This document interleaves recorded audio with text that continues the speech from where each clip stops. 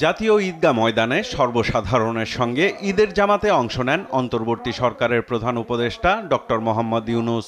নামাজ পড়তে আসেন অন্তর্বর্তী সরকারের উপদেষ্টা পরিষদের সদস্য, সাংবিধানিক প্রতিষ্ঠানের কর্তা ব্যক্তি, রাজনৈতিক নেতৃত্ব, সরকারের ঊর্ধ্বতন কর্মকর্তারা।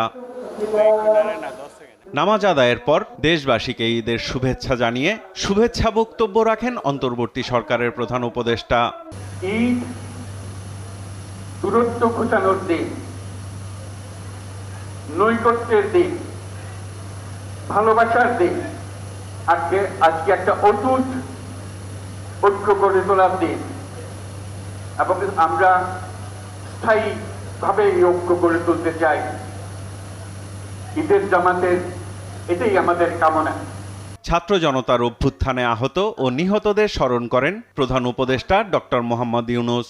এই নতুন বাংলাদেশ গড়ার যারা সুযোগ দিয়েছে, যে বীর সন্তানরা আত্মাহুতি দিয়েছে,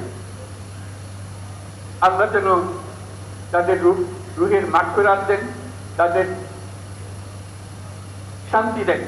যারা আহত হয়েছে, যারা স্বাভাবিক জীবন থেকে বিচ্যুত হয়ে গেছে, তাদের স্বাভাবিক জীবন যাপনের ক্ষমতা দেওয়ার জন্য, রোগমুক্তির জন্য আল্লাহর কাছে যেন আমরা প্রার্থনা করি। আজকের দিনে যত বাধাই আসুক, আমরা ঐক্যবদ্ধ জাতি হিসেবে এই নতুন বাংলাদেশ গঠন করব ইনশাআল্লাহ।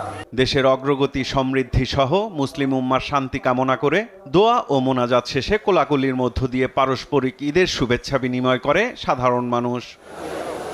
প্রতিহিংসা, প্রতিশোধ ভুলে ভ্রাতৃত্ব ও সম্প্রীতির আগামীর বাংলাদেশ গড়ে উঠবে, এমনটি প্রত্যাশার কথা জানিয়েছেন জামাতে অংশ নেয়া মুসল্লিরা।